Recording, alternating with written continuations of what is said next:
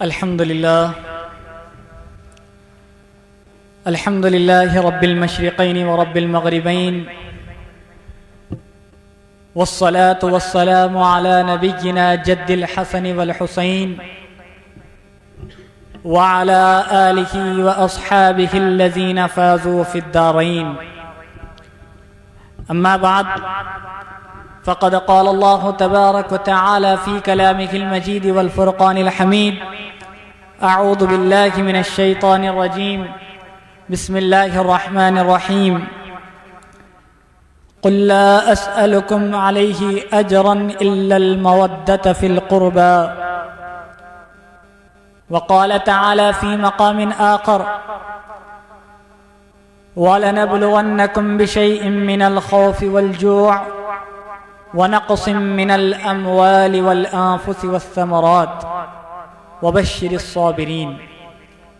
صدق الله العظيم. وقال تعالى في شان عظمة رسوله الكريم: إن الله وملائكته يصلون على النبي يا أيها الذين آمنوا صلوا عليه وسلموا تسليما. اللهم صل على سيدنا وحبيبنا وكريمنا وشفيعنا ومولانا محمد عدد ما في علم الله، صلاة وسلاما عليك يا سيدي يا رسول الله صلی اللہ تعالی علیہ وسلم. محترم حضور نگران محفل حضرت مولانا محمد اللہ شاہ قادری سرقیل آغا صاحب قبلہ، میں والد، معزز حاضرین محفل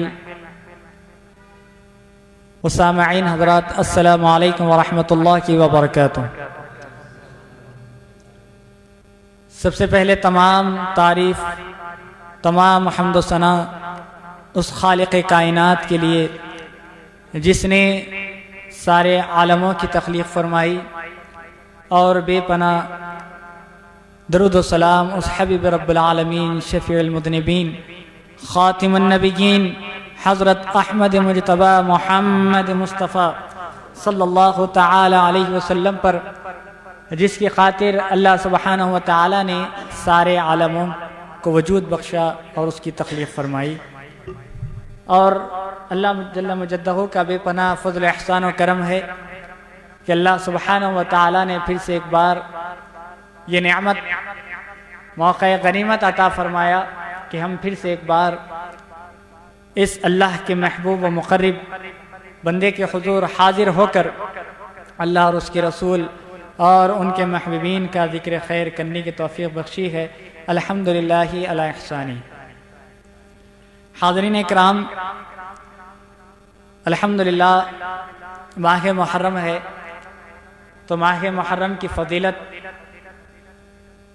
اور جس سے یہ مہینہ مشہور ہے، سارا عالم اس مہینے کو اہل بیت اطہار پر جو ظلم و ستم ڈھایا گیا اور وادی طفن یعنی کرب و بلا کی وہ منزل پر اہل بیت اطہار پر، نبوت کے خاندان پر، حسنین کریمین کے خاندان پر، امام عالی مقام پر جو ظلم و ستم کیا گیا، الحمدللہ آپ نے تفصیلاً 10 روزہ محافل کے ذریعے سے ہو یا اس ہفتہ واری محفل کے ذریعے سے ہو، آپ نے سماعت کیا. لیکن میں سمجھتا ہوں کہ اور بات اختصار کے ساتھ آپ کے سامنے عرض کر دوں. سب سے پہلے میں یہ بات آپ کو توجہ دلانا چاہوں گا کہ اہل بیت اطہار کی محبت کیا ہے.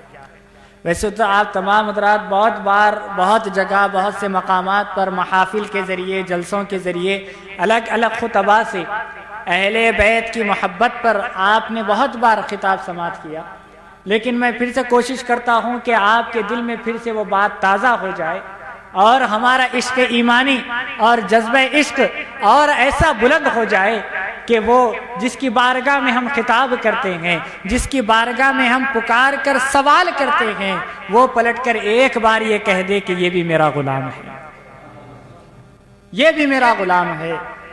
تو آپ شاید بارہا سنتے رہتے ہوں گے، کوئی ایک بات کو بارہا سنتے ہوں گے لیکن کیا پتا جب سنا تھا اس وقت ہمارے دل اس عشق میں آگ میں نہیں جل رہا تھا، تو اب شاید اس بارگاہ میں بیٹھے ہیں، یہ بارگاہ انہی کے شہزادے کی بارگاہ ہے، تو اللہ تعالیٰ ان کے ذریعے سے آپ کے دل کو اس عشق کی آگ میں ایسا جلائے کہ ہم اس آگ میں اس محبت سے اس دل سے ایسا پکارے کہ وہ پلٹ کر کہہ دے کہ میرا غلام۔ تو ہمارے لیے یہ کافی ہوگا، صرف ساری باتیں سمجھنا سننا ہمارے سے بہت اوپر ہے، ہم کربلا کو سمجھ ہی نہیں سکتے، ہم کربلا کی حقیقت کو جان ہی نہیں سکتے، ہم اتنے اعلیٰ ظرف والے نہیں۔ اللہ تعالیٰ نے ہماری آنکھوں سے بصارت سے وہ پردے نہیں اٹھائے کہ ہم کربلا کے نظارے کو دیکھ سکے، اس کے معاملات کو جان سکے۔ یہ مقام کربلا کے معاملے کا ہے۔ عزیزان محترم، اہل بیت اطہار، سب سے پہلے اہل بیت کیا ہے، کون ہے؟ یہ ترمذی کی روایت موجود ہے، اور الحمدللہ ہم اہل بیت کا ذکر کر رہے ہیں تو یقینی جانیے بہت ہی ہم قابل مبارکباد ہے، اور ہم کو ہماری جو قسمت ہے اس پر ہم کو رشک کرنا ہے، غرور نہیں کرنا، تکبر نہیں کرنا، بلکہ نازا کریں کہ اللہ تعالیٰ نے ہم کو غلامان اہل بیت میں رکھا، اہل بیت سے ہم کو محبت کرنے والا فدائی رکھا، ان کا شہدائی رکھا، کیونکہ میرے آقا کریم صلی اللہ تعالیٰ علیہ وسلم نے ارشاد فرمایا، ترمذی کی روایت ہے کہ ایک بار میرے آقا کریم صلی اللہ تعالیٰ علیہ وسلم جلوہ فرما ہے۔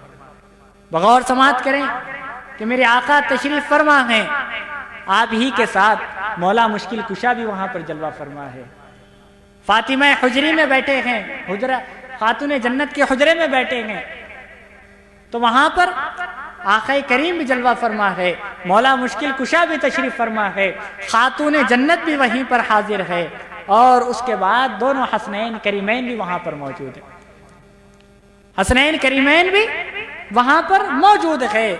تو میرے آقا کریم صلی اللہ تعالیٰ علیہ وسلم بنامی نام لے کر ارشاد فرماتے ہیں کہ میں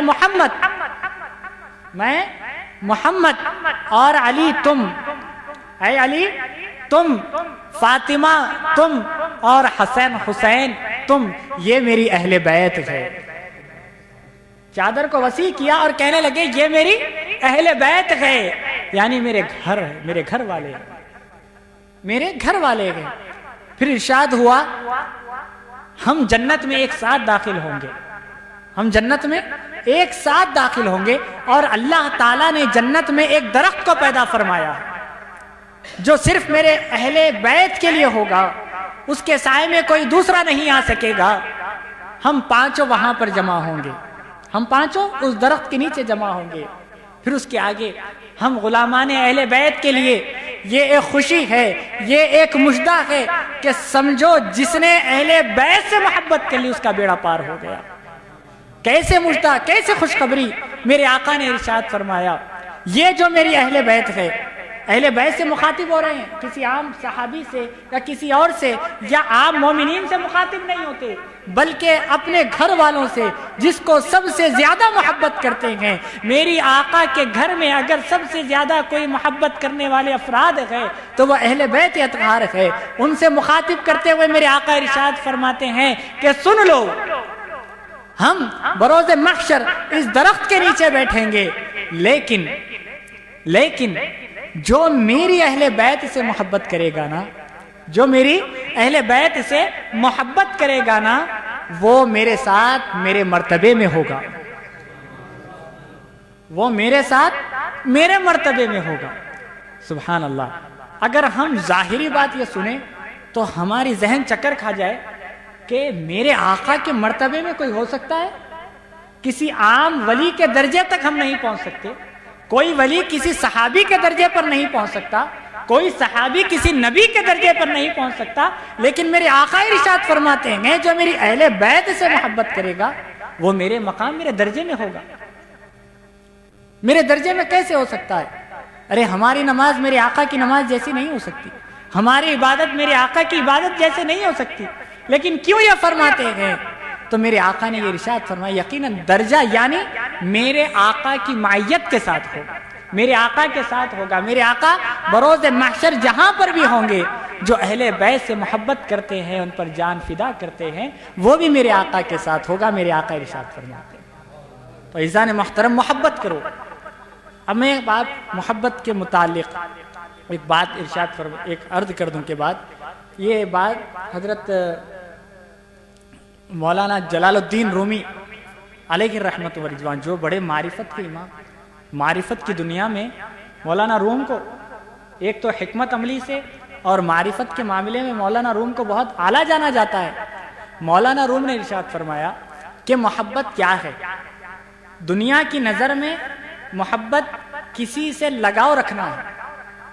محبت ہم دنیا والے کیا جانتے ہیں کہ کسی سے لگاؤ ہو جانا اپنا، ہم کسی کو، ہمارا دل یہ کہے اٹھنا، ہماری آنکھیں یہ چاہنا کہ ہم اس کو بار بار دیکھیں، وہ ہمارے قریب رہے، وہ ہمارے قریب رہے۔ مولانا روم فرماتے ہیں یہ محبت ہے، لیکن محبت اس کو نہیں کہتے، بلکہ محبت ایسی ہونی چاہیے جو محبت میں عشق ہو جائے، محبت میں عشق ہو جائے۔ اب محبت کیا ہے، عشق کیا ہے؟ اب ہم سمجھتے ہیں دونوں ایک ہے، لیکن مولانا جلال الدین رومی ارشاد فرماتے ہیں محبت الگ ہے اور عشق الگ ہے۔ محبت آغاز ہے، عشق اختتام ہے۔ محبت فنا ہے، عشق بقا ہے۔ محبت کیا ہے؟ محبت آغاز ہے اپنی محبت کا، کسی کو چاہنے کا، کسی کو جاننے کا آغاز ہے، اور محبت سے جب تم آگے بڑھو گے، جب کامیاب ہوگے تو وہ منزل کون سی ملے گی؟ وہ منزل عشق کی ملے گی۔ تو آپ نے ایک مثال دی کہ محبت اور عشق کیا ہے۔ ہم کو اہل بیت سے، میرے آقا سے، اصحاب رسول سے، اولیاء کاملین سے محبت کرنی چاہیے یا عشق کرنا چاہیے؟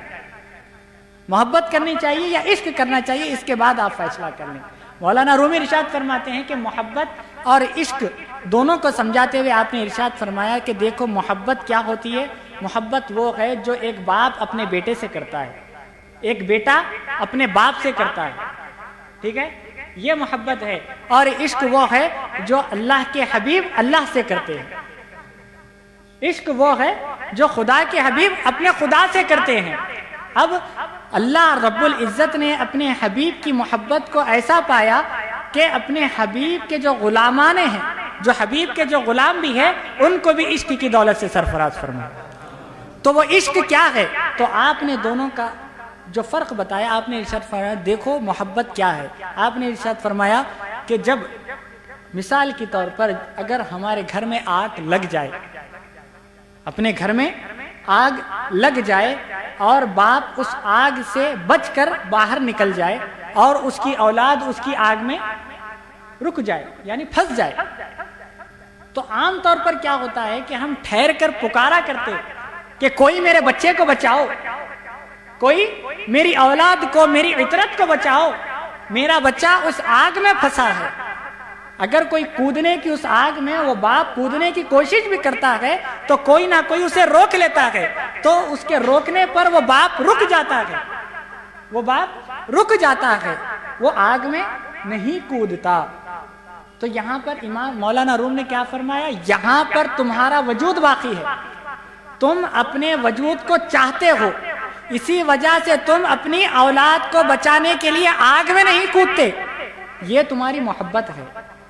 جب تم اپنے وجود کو باقی رکھ کر کسی کو چاہتے ہو تو وہ تمہاری محبت ہے۔ اگر تم اپنے وجود کو ختم کر دو، اگر تم اپنے وجود کو ختم کر دو اور تم اس آگ میں کود جاؤ تو وہ عشق ہے۔ اپنا خیال ہے کہ میں اگر کود جاؤں گا تو میں جل جاؤں گا، میں مر جاؤں گا، تو تمہارا وجود باقی ہے، تمہارا وجود باقی ہے۔ اگر تم، یہ تمہارا محبت کا درجہ ہے۔ عشق کا درجہ کیا ہے؟ تم اپنے وجود کو چھوڑ کر، اپنے وجود کو فنا کر کر تم اس آگ میں کود کر، اگر ان کی محبت میں ان کو بچانا چاہتے ہو تو اپنے وجود کو چھوڑ دو اور اس کی آگ میں کود جاؤ۔ اسی لیے کسی شاعر نے بڑا خوب کہا، یہ عشق نہیں آساں بس اتنا سمجھ لیجئے، یہ آگ کا دریا ہے اور ڈوب کے جانا ہے۔ کسی نے ایسے ہی نہیں کہا کہ آگ کا دریا ہے، عشق کیا ہے؟ آگ ہے۔ تو بتایا گیا معرفت کی دنیا میں عشق ہی کامیابی کی منزل ہے۔ کامیاب ہونا ہے تو عشق کرنا ہوگا، اور عشق کیسا ہوتا ہے کہ اپنے وجود کو فنا کر دو، جب ہی جا کر تم کامیاب ہوگے۔ تو خانقاہوں میں یہی درس دیا جاتا ہے. آپ نے دیکھی بڑی بڑی خانقاہیں، بڑے بڑے مریدین آج بڑے بڑے مقاموں پر فائز، ان کی بھی بارگاہیں. حضرت نظام الدین مہوی لائی، حضرت غریب نواز کو دیکھو، پھر ان کے مریدین خلفاء حضرت داتا علی حجویری، حضرت قطب الدین بختیار کاکی، حضرت نظام الدین مہوی الہی کون تھے؟ یہ غریب نواز کے مرید اور خلیفہ تھے. ایسے ہی گزرے. جب انہوں نے عشق میں داخل ہو گئے تو وہ کامیاب ہو گئے، تو اللہ تعالیٰ نے بھی انہیں مقام سے سرفراز فرما دیا. تو یہ مقام عشق کا ہے. عشق کرو اہل بیت سے. اور ایک حدیث مبارکہ، بہت دور نہ نکل جاؤں، حدیث مبارکہ یہ روایت حضرت امام حسن علیہ السلام سے روایت ہے کہ میرے آقا کریم صلی اللہ تعالیٰ علیہ وسلم نے ارشاد فرمایا، محفل میں بیٹھے ہیں، صحابہ کرام کا مجمع کثیر ہے، آپ ارشاد فرماتے ہیں کہ تم لوگ میری اہل بیت سے محبت کرو، میرے گھر والوں سے محبت کرو. اگر تم اہل بیت کی محبت میں مرو گے تو میری شفاعت کو پالو گے. میری اہل بیت کی محبت میں مرو گے تو میری شفاعت کو پالو گے. اور اگر تم میری اہل بیت کی محبت کو چھوڑ کر دوسرے عمل پر ناز کرو گے تو تمہارا عمل کوئی فائدے کا نہیں ہوگا. کوئی نماز پڑھ رہی، روزے رکھ رہی، حج کر رہی، عمرے کر رہی، خیرات کر رہی، سب کر رہی، لیکن اہل بیت کی محبت آپ کے دل میں نہیں، ان سے محبت نہیں کرتے تو وہ سارے اعمال بیکار ہے. میرے آقا نے ارشاد فرما دیا. تو عزیزان محترم، اہل بیت سے محبت کا دامن بہت مضبوط ہونا چاہیے. ابھی میں نے آپ سے عرض کر دیا کہ محبت اصل نام عشق کا ہے، لیکن دنیا والے اس کو نام اور اس کا جو ایک تصویر جو بنا کر پیش کر دی ہے وہ الگ ہے، وہ اور غلط ہے. ارے دیکھ لو، ایک لیلا مجنوں نے لیلا سے ایسی محبت کی کہ کیا محبت، وہ کیا کام آنے والی، دنیا ہی میں فنا ہونے والی، لیکن ہر جگہ اس نے اپنے وجود کو ختم کر دیا. لیلا کے لیے اپنے وجود کو مجنوں نے ختم کر دیا. تو سارے عالم میں جو محبت فنا ہونے والی ہے، کام نہیں آنے والی، اس محبت کے لیے خود کو فنا کر دیا. تو اللہ تعالیٰ نے اس عارضی محبت کی خاطر ساری دنیا میں اس کا چرچا کر دیا. تو سوچو، جب تم اللہ اور اس کے رسول اور ان کے گھر والوں سے ایسی محبت کرو گے تو اللہ تعالیٰ تمہیں کیسے مقام سے سرفراز فرمائے، کیسے مقام سے سرفراز فرمائے. تو عزیزان محترم، اہل بیت سے محبت ہونی چاہیے. اور یقین جانیے، حضرت امام علی مقام علیہ السلام نے جو واقعہ کربلا میں اپنے گھر والوں کو لٹا دیا، جان و مال جتنا بھی جو تھا، ہر چیز اللہ کی راہ میں آپ نے لٹا دیا. کس وجہ سے لٹایا؟ کہ میرے نانا کی امت ایسے راستے پر نہ چل پڑے. ایسے دیکھیے، یہ ساری جنگ کئی کے راستے تھی. کیا یزید بولا امام علی مقام کو کہ میرے ہاتھ پر بیعت کرو؟ اگر امام علی مقام بیعت کر لیتے تو جنگ ہوتی تھی؟ نہیں ہوتی تھی. لیکن امام علی مقام کی جو حکمت عملی، دور اندیشی، کہ آپ کو یہ شک و شبہ تھا کہ اگر آج میں یزید پلید فاسق و فاجر کے ہاتھ پر بیعت کر لوں گا تو میری نانا کی امت غافل ہو جائے گی، وہ بھی شراب کو جائز سمجھے گی، زنا کو جائز سمجھے گی، فسق اور فجور میں پڑ جائے گی. اسی وجہ سے میں آل رسول ہو کر، میں رسول اللہ کا نواسا ہو کر اس یزید پلید کے ہاتھ پر بیعت نہیں کر سکتا. تو عزیزان محترم، سوچو، امام علی مقام کو پڑھو، ان کو جانو. محبت کب ہوتی ہے؟ جب ان کو جانیں گے. صرف نام سننے سے محبت نہیں ہوتی. ارے امام علی مقام میرے آقا کے نواسے تھے، بس نہیں معلوم نہیں ہوتی. خالی نام سنے تو محبت ہوتی. عام طور پر دیکھو، کوئی اپنے پاس آتا جاتا ہے، اس سے ملتے ہیں، وہ بیٹھتا ہے، ہماری محفل میں بیٹھتا ہے، ہم اس کے پاس جاتے ہیں، آتے ہیں، یہ جاننے کے بعد اس سے محبت ہوتی. یہ تو 1400 سال پہلے کا واقعہ ہے، شخصیت ہے. ہم امام علی مقام کو جانتے تک بھی نہیں، لیکن کب جانیں گے؟ جب ہم ان کو پڑھیں گے تو ان سے محبت ہوگی، ان سے عشق ہوگا. اور خدا کی قسم، اللہ کے پیارے حبیب نے ارشاد فرما دیا، اگر تم مجھ سے محبت کرنا چاہتے ہو تو اہل بیت سے محبت کرو. اہل بیت میں حسنین کریمین کا مقام بہت افضل ہے، اعلیٰ ہے. اور میں اسی بات کے ساتھ رخصتی لے لوں گا کہ اللہ سبحانہ و تعالی ہم سب کو اہل بیت سے محبت کرنے کی توفیق عطا فرمائے. اہل بیت سے محبت کرنے اور آپ کے راستے پر چلنے کی توفیق عطا فرمائے، اصحاب رسول سے محبت کرنے کی توفیق عطا فرمائے، اولیاء کاملین کی اطاعت و تابعداری کرنے کی توفیق عطا فرمائے، اولیاء کاملین کے در سے اپنی پختگی وابستگی رکھنے کی توفیق عطا فرمائے۔ وآخر دعوانا ان الحمدللہ رب العالمین۔